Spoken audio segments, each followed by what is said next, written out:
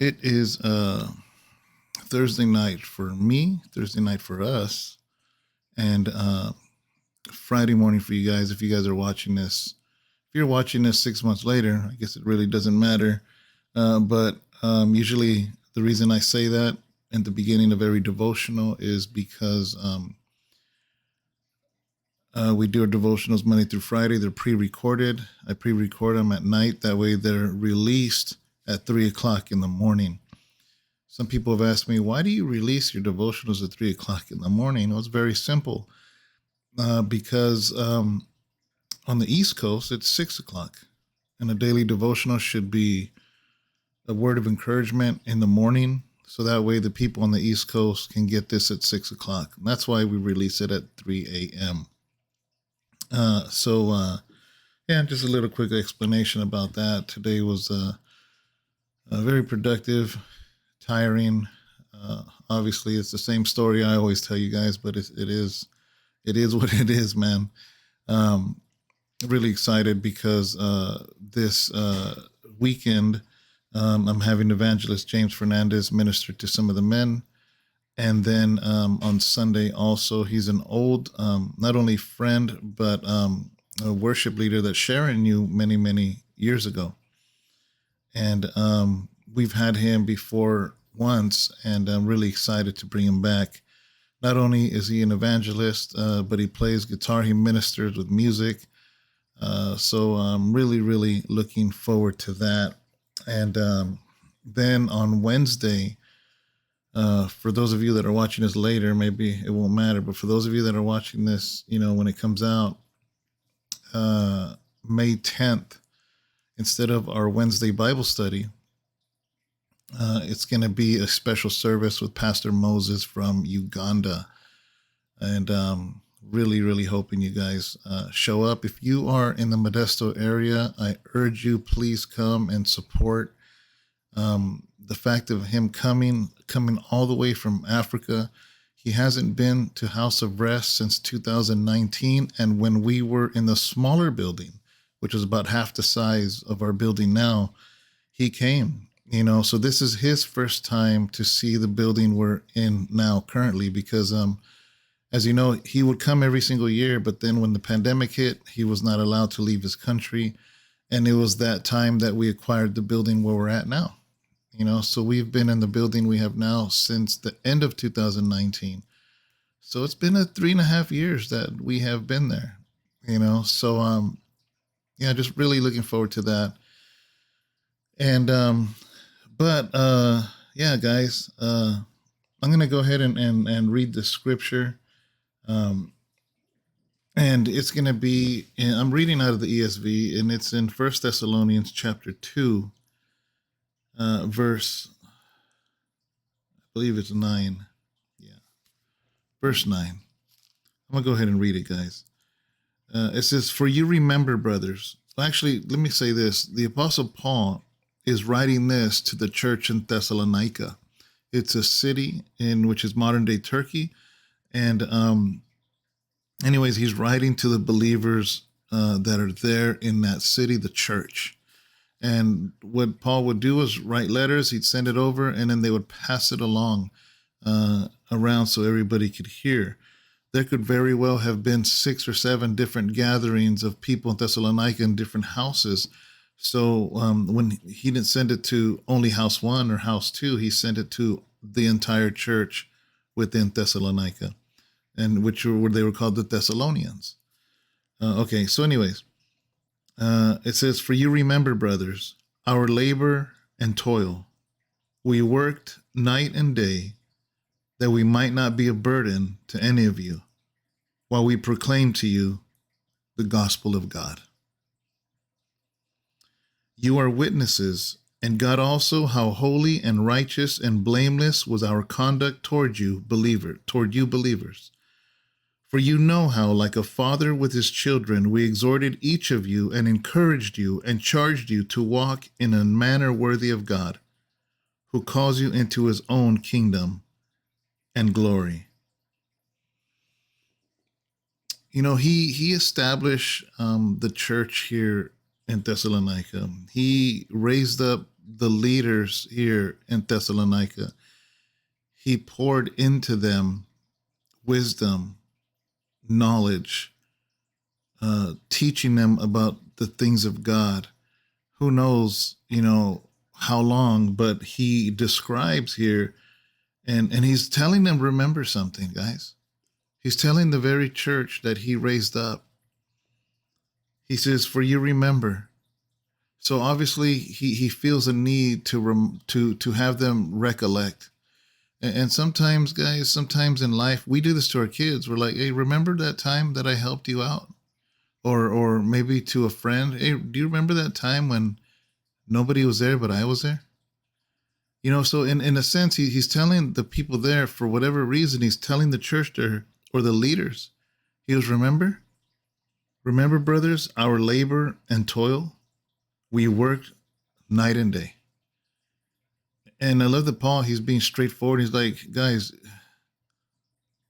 I know you remember when I was up all day and all night, helping build you up, helping out your city, helping out the church here, helping out the believers. And, I've read this so many times, guys, but it kind of struck different today,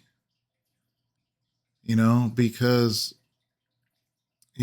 I guess I do know why I'm saying this, because in a few days, House of Rest it's going to be the 12th anniversary for House of Rest. 12 years, guys. From a basement, actually in the first few weeks, from a banquet room in a hotel for about a month, to my basement of my house that I was renting at that time, fit 20 chairs, to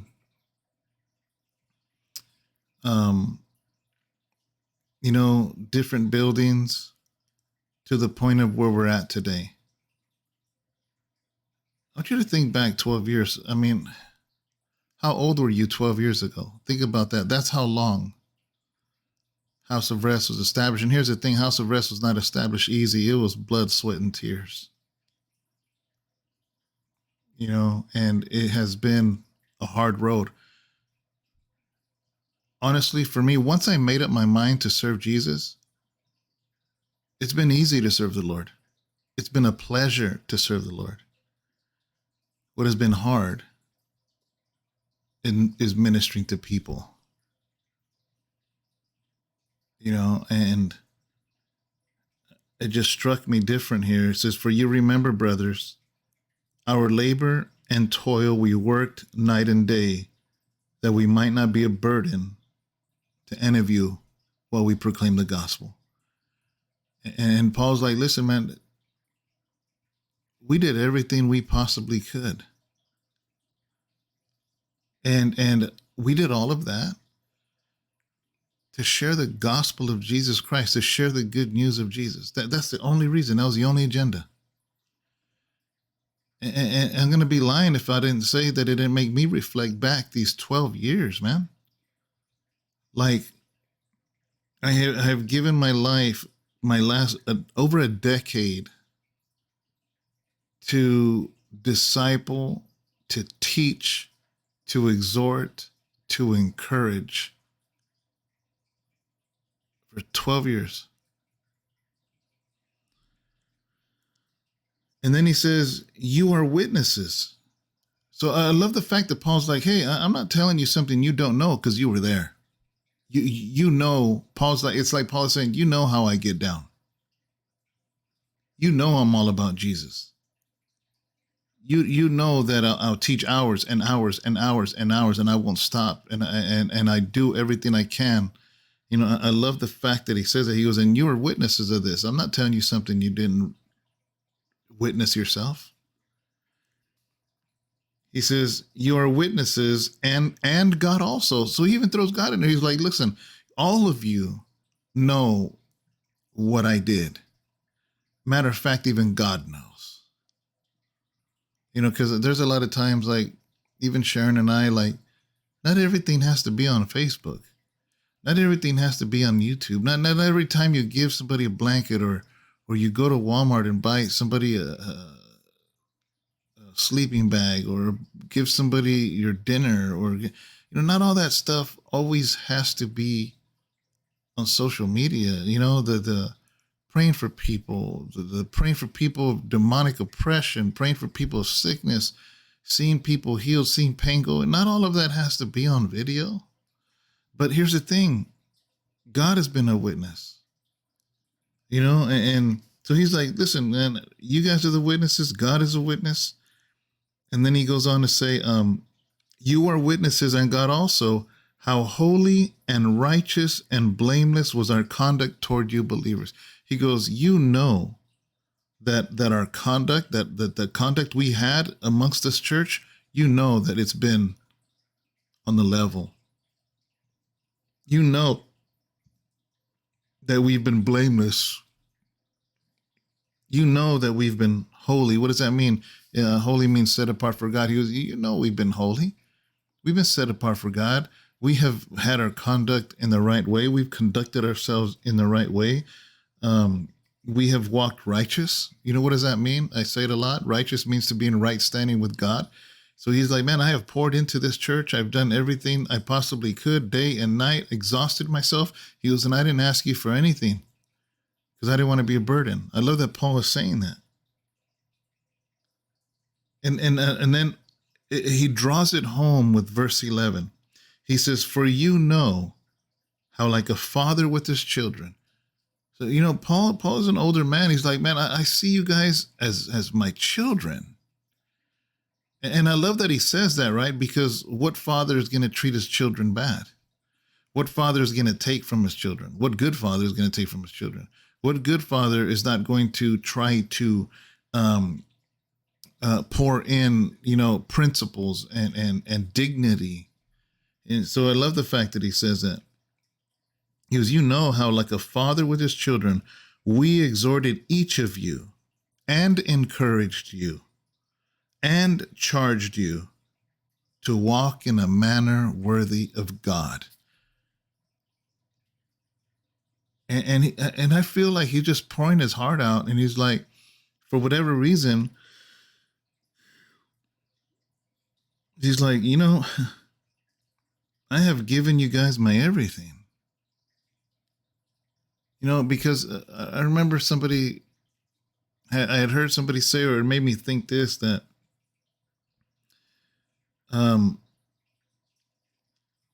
do you realize that we are all given a limited amount of time on this earth? Each of us has a limited amount of heartbeats, a limited amount of breath. Think about that. Every one of us, like a package in a grocery store, has an expiration date. And that's the only life we'll ever have. It will never go back. You'll never be a teenager again, or a child again, or a 20-year-old again if you're in your 30s, or a 30-year-old if you're in your 40s, or a 40-year-old if you're in your 50s, or you'll never be a 50-year-old again if you're in your 60s. And it goes on and on and on. You will never get that back. So we spend our life, let's say you have a career or a job, for 40 hours a week. So think about that. In essence, the company you work for is paying you for a little bit of your limited time you will never get back. They are literally buying from you your life. And it's like, what we're doing is we're making that person richer, and it's extracting from our life. We are selling our life. Some of us are selling our life for minimum wage. So think about that. In other words, that's what your life is worth to them. And that's a whole other devotional, actually, but which I didn't mean to get to. But in essence, the most precious thing you have is your limited time, my limited time, and many times we use our life doing something that we don't even enjoy. And he says, we exhorted each of you and encouraged you and charged you to walk in a manner worthy of God, who calls you into his own kingdom and glory. He goes, everything I did was to help you guys in your walk in Christ. I have given my everything. I've poured myself out. I have toiled night and day. And it just, I think it's a good passage, guys. As I sit here and, the anniversary for House of Rest is coming. I can't remember the exact day. I have to look back, but I know it's in the next few days, and sometime next week, I believe. The first ever service. I don't even think it's on my calendar. I'd have to really go back to look. Because I want to say it was, I'm going to say the wrong date, so I don't want to say. But it's sometime next week where House of Rest has been established 12 years ago, and, ministry is very draining. And at the same time, it's rewarding. But your body can only take so much. Your mind can only take so much, and it gets very tiring, guys. I'm just being honest. I'm just being real. I'm just talking with you guys, and I guess I'm just saying that because I understand what the Apostle Paul is talking about. So I'm wondering, how do you guys feel about that? How do you guys feel about, when you pour into somebody, when you're spending time with them, when you're helping, encourage them, and like I said, it's rewarding. I mean, put it this way. When I go on bike rides, if I go and do a 25-mile bike ride, it's exhausting. Oh, it's fun. It's rewarding. But that doesn't take away the fact that it has exhausted you. I remember doing a 50-mile bike ride, and boy, it laid me out for a couple of days. Does that mean I didn't enjoy it? No, of course I enjoyed it. That was an awesome accomplishment for me. And I know some people do 100-mile, they're called centuries. They do 100-mile rides, 80-mile rides. Good for them. But for me, man, 50 miles was a lot. And as rewarding as it was, it laid me out. And I say that to say that, 12 years. Sometimes it lays me out, but I can't lay down because Sunday's coming and the Wednesday's coming, and Zoom meetings come, and this happens and that happens, and and it is what it is, but again, I'm just being real. It's like, it's rewarding, but that does not take away the fact that it's exhausting, but I do it, man, because how many times, I've gotten emails of somebody saying, I saw your devotional, man, and made me get closer to God. I saw your devotional and I dedicated my life to the Lord. I saw your devotional and it made me start thinking, and I stopped drinking, or I stopped doing drugs, or I quit gangbanging. I dropped out of the gang. Or you know how many emails or messages I get? You have no idea. And you know what that does? It'll cause me to be here in front of this camera at 12:02 midnight, exhausted. But it makes me think, what if this devotional reaches one more person? I got to do it because this is the mandate that we are given. There's an urgency to reach the lost for Jesus. There's an urgency for Christians to rise up. There's an urgency for people to get in their Bibles once again, their paper Bibles, not a digital Bible. And those things are good supplementally. Audio Bibles are good supplementally, but open those pages of paper. So anyways, with that, guys, I just wanted to just kind of share with you, talk with you guys, and we appreciate you. If you're subscribed, thank you. If you're not subscribed, please consider subscribing if you like this content. Also, if you can leave a comment, I appreciate it. If you can hit like, I appreciate it. If you can share this video with somebody else that maybe doesn't know about this channel, and if you really like the content, then you'll share it, right? Because when you go to a brand new burger place or a brand new, taqueria or a brand new taco truck, what's the first thing you do if you go somewhere and the food is really good? First thing you do is you tell your friends, you tell your family, man, I found this spot. I found this little hole in the wall.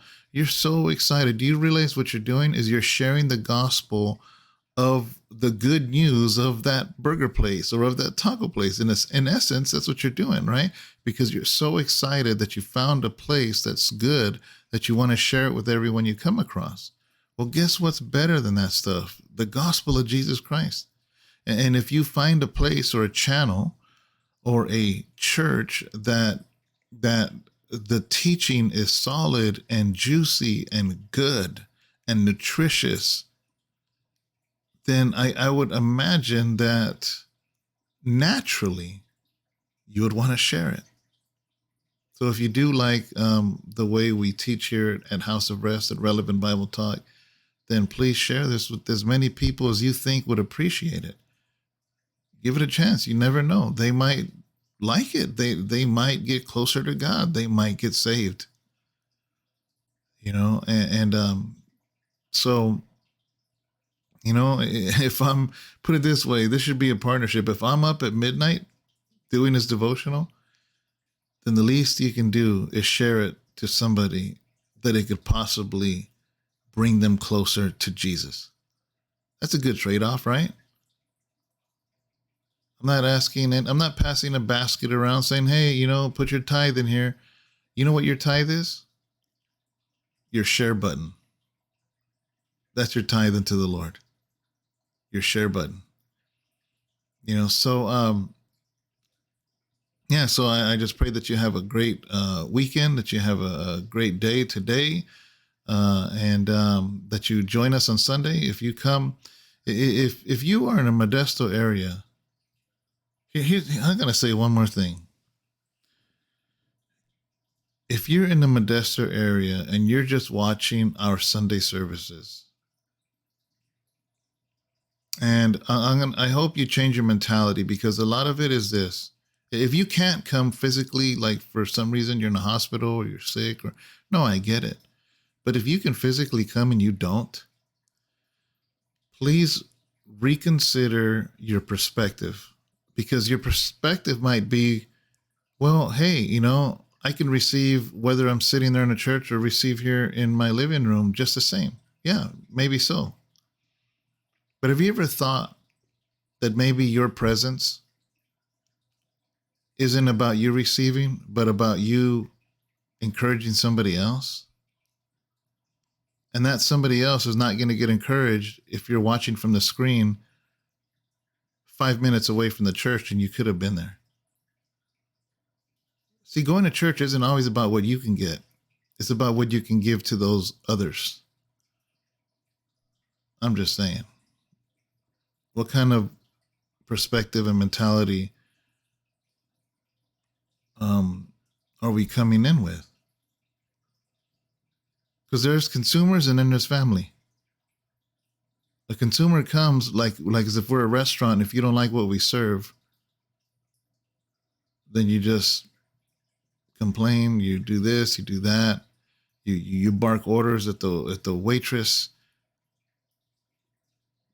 but you're not going to bark orders when you go to your parents' house and mom's cooking. You're not going to snap your fingers and be like, hey, how come, where's my dinner? How come it ain't, why am I waiting so long? You're not going to do that. So, you know, you got to make up your mind. What, are you just is House of Rest just a place,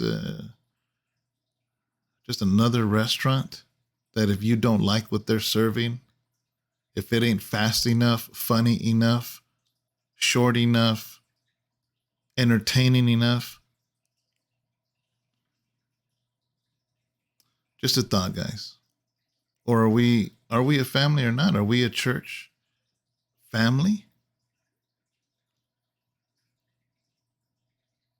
How about can you imagine all of your family gets together and you choose not to, and you're just like, hey, can you just set up a webcam? I don't really want to go there and see all you guys in person. So can you set up a webcam so I can just watch you? Your family would be like, are you crazy? You better turn that thing off and get over here. We want to we want to hug your neck. We want to see you too. We want to spend time with you. And if we put a webcam, it's kind of one-sided, isn't it? You're getting to see us, but we aren't getting to see you. Just saying. Just saying, guys. Anyways, it is 12:09, so I'm going to cut this off. But good morning. Have a blessed day. I pray somehow, some way this was encouraging to you. I don't even know what this sounds like. It's a little late. I'm probably a little delirious, but it's a powerful scripture. So with that, guys, God bless you. Thank you so much. Enjoy your coffee, and I'll see you Sunday morning. God bless. For those men that are going to be ministered to, don't forget, a lot of you, I messaged you, but don't forget for Saturday. All right, guys. God bless you, and I thought I was out. Where am I at? Here I am. See you later.